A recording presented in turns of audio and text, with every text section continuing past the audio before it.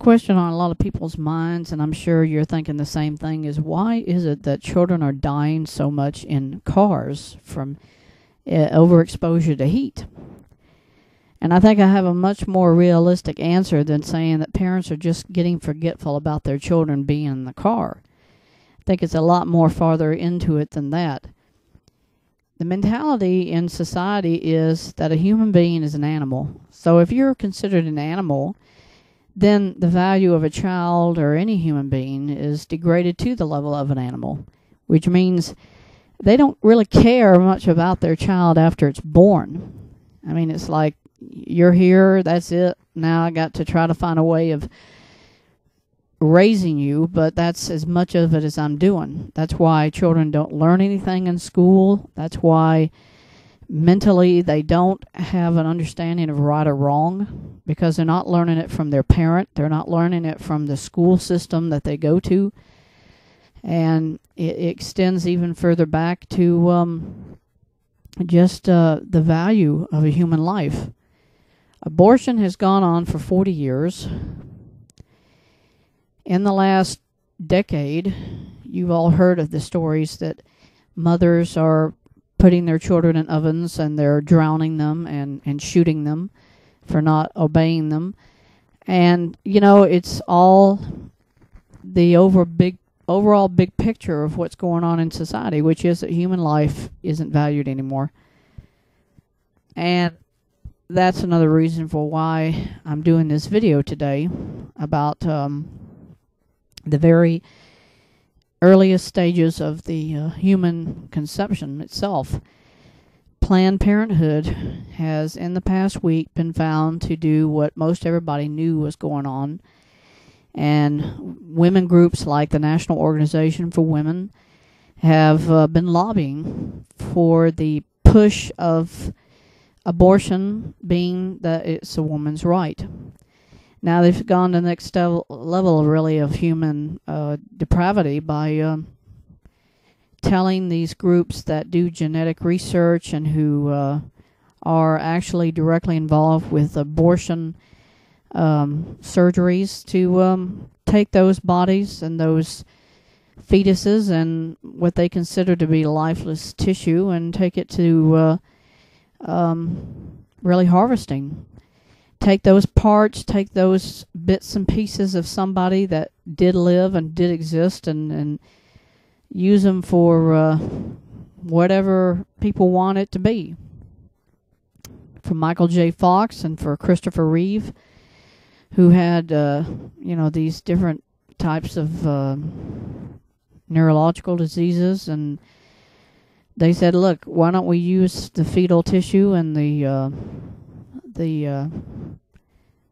cord blood and all the rest of it for stem cell research. And what you're doing is you're taking the human body and you're making it into a lab experiment. And now Planned Parenthood has proven that they are doing the next level of inhumane treatment for human beings by saying that we can take these children and infants who the parents, in the case it's a mother who chose not to have it, to say we can use it for other things. We don't have to think that it's got to be disposed of after we've jammed it out of their body. You know, we can use it for other things. We can take the limbs, hearts, lungs, liver, everything except, of course, the brain, because that's what they destroy first when they actually abort the child. And that's like, to me, the lowest level of an animal, because they don't care what happens to something that they're killing or they're eating, because that's all they're going to do is survival of the fittest. But a human being is supposed to be a lot higher up the chain of intelligence than an animal, because we have a conscience. We used to have a conscience. We have a soul, which people don't believe, but I'm telling you, we do. Everybody, every human being has a soul. Even an unborn child has a soul. And when you kill it, you not only committed murder, but that's a soul that's not ever going to have a chance to live now, because you took that right of life away from them.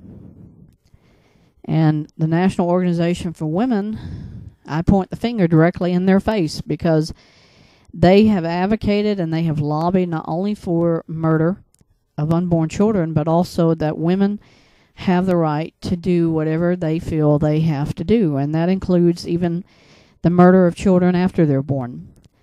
They're the ones that's probably right now in the legal system of our government saying we should permit women not only to have a secondary standard where it comes to their crime, but also they should not be ever held accountable if they kill their own children, because it was a part of their body to begin with. So therefore, it should not be something that they should be held accountable for if they smother their child, burn their child in an oven, throw them in a lake and drown them, shoot them with a gun. And here Planned Parenthood has just been basically found out that they are doing these atrocities. And, you know, what this should really do is say to our political leaders, enough is enough. It's time to end the murder. It's time to end the attitude that a woman's body is not so much her own right to have, but also murdering something that's there should be stopped. It should be illegal. Because it was illegal until 1973. It was not allowed.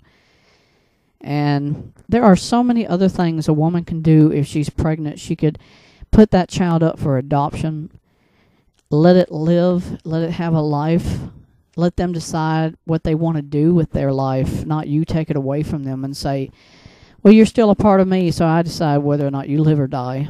And it's a travesty beyond words, because if you even read the Bible, you know that God says all life is precious.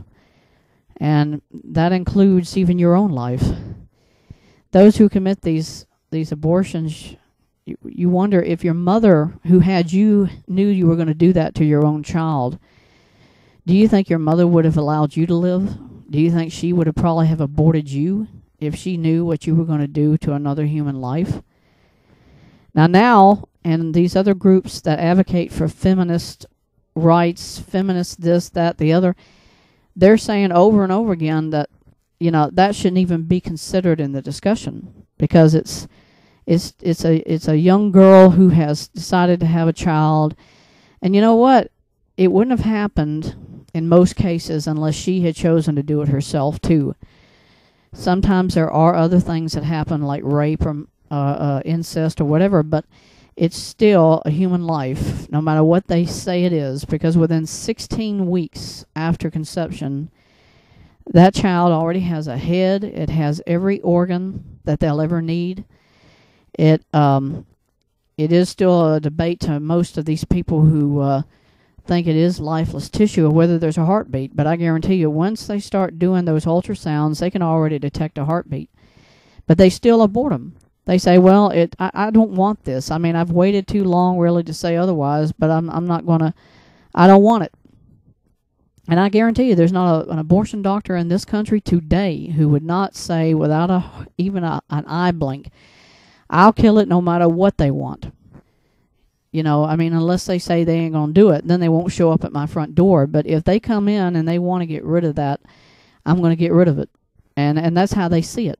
That way they don't have a conscience. They don't have a guilt complex to say, I just killed somebody. They look at it as inanimate life, you know, something that's not real. And they don't ever take the responsibility for what they're doing. And that's why so many millions of babies have died already for 40 years. 56 million babies have died, and that's as of this year. And that's not just in America. That's all over the world. But murder is still murder. Abortion is still murder. And Planned Parenthood being exposed on national television when they reported it, it only shows proof positive that they are harvesting human beings for other purposes other than it just being for the good of mankind, for stem cell research, for whatever reason. It's still taking a human life and recategorizing it as an animal. And that's wrong. And our society doesn't know what that means, but in my interpretation of human life, it's precious no matter whose it is, where it came from, for whatever reason it happened. God had a reason for that child to be born, and there are so many other options that a woman has rather than just having the brain and the skull of that unborn child pulverized inside your body like that. That is just inconceivable that a woman would allow such a thing. If it's your body, that's fine, but it's still that human life that's in there, and it's not yours, because that isn't you that's in there. That's a person in there, and it's somebody that should have the same right to live as somebody who's in a movie theater and is shot down by some bum that decides he's going to shoot people up, or in a church where somebody shoots down 8 congregational members. All of those people had rights. But you, on the other hand, have the control, because it's your body where that child or that human being is coming from. And if you say, it doesn't matter to me because I don't consider it life, you have to decide to do that and live with that decision for the rest of your life. And I think every woman that's had an abortion one day is going to meet the unborn child during judgment, and you're going to have to say to that child, I chose not to have you because I didn't want you.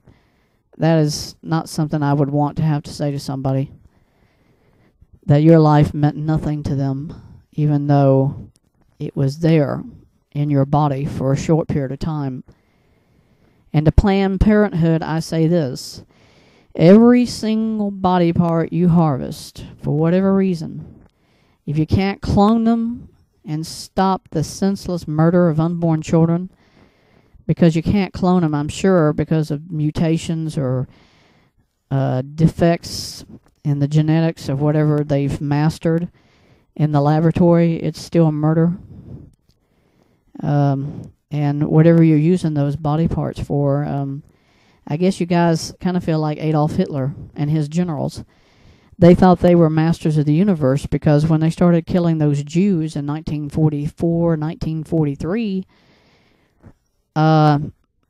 Mengele, who was the doctor in charge of those experiments they did on children and women in those hospitals, he probably felt the same way. I'm doing this for the Fuhrer, but I'm also doing it for the advancement of the German race.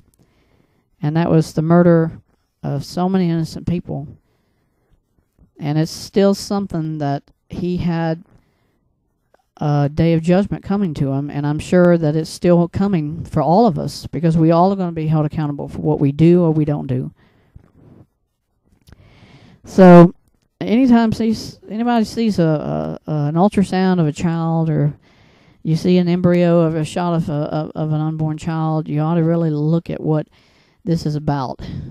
It is not massless. It's not an inanimate piece of tissue in somebody's body. It's a human being. It's somebody alive. And what you do as the mother of that child, whether you want to kill it or otherwise, you are responsible, and nobody else. You. And now, and no other organization for women can say otherwise. It is still your decision to kill somebody. And you know, our society is to that level where we don't care anymore, but it's an amazing thing. Less than 100 years ago, as people had mentality, people had understanding, people had the right and wrong conception of what's right and wrong about life, about what they do wrong or what they do right. And now, it's gone. And that's a tragedy. How many more millions of babies are going to die before the Lord returns and says, that's it, it's not going to happen anymore? I'm stopping it right now, and He will stop it. And everybody who's had any involvement in it, we all are going to be responsible for our actions, but I don't relish being Adolf Hitler or Benito Mussolini or Saddam Hussein or any other tyrant who's ever lived in this world, because I'm telling you, I wouldn't want to be there.